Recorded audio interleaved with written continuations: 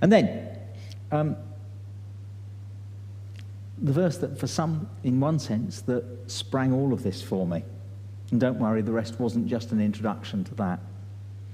Fix your eyes on what is unseen, says Paul. If you think, let me say that again. Fix your eyes on what is unseen.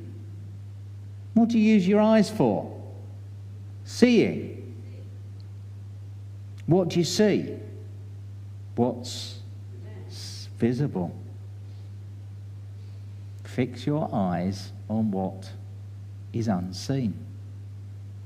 There's a paradox in that, isn't there? It's a reminder that looking at and beyond the horizon, it's the next step of all that I've just said about planning a journey.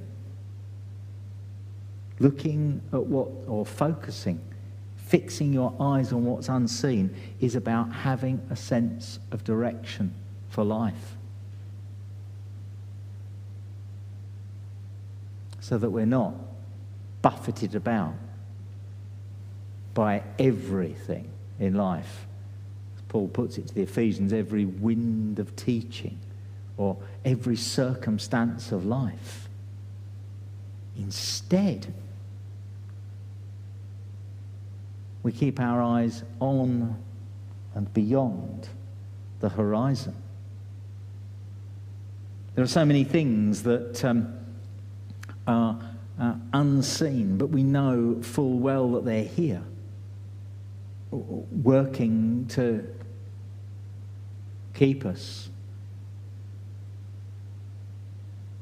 None of you can see gravity, but it's stopping you all flying out your seats. At least I assume that's why you're still sat there.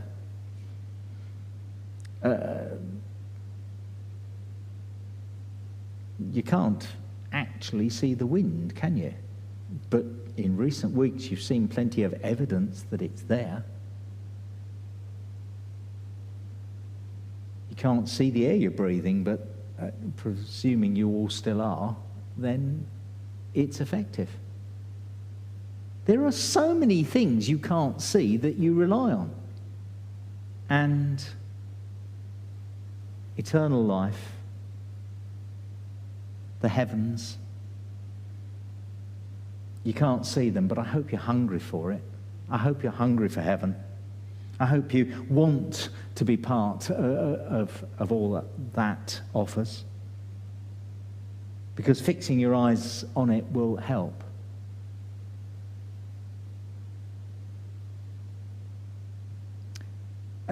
And the temporariness of all that we can see is the final bit of that, really.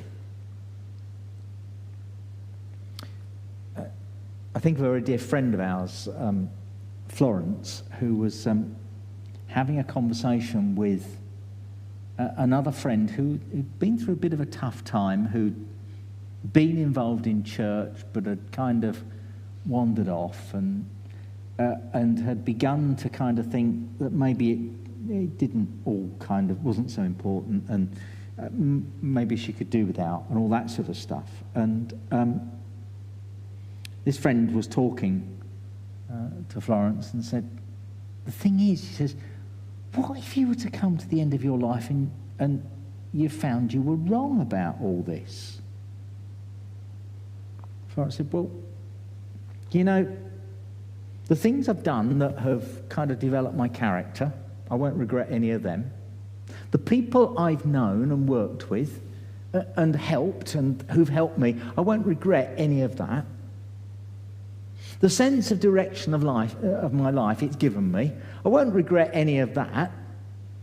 And all in all, having a faith in Jesus has made my life make sense. So I don't believe I'm going to find this is wrong at the end, but bluntly, if I do, I've got nothing to regret. And she turned to me, she spoke to me after, a few days after, and said, do you know, it was one of those very rare moments when I got the right words. He said, what about if you get to the end of your life and find out you're wrong? said, I might have blown that friendship, but actually at the end of the day, it was really quite important to say it, wasn't it?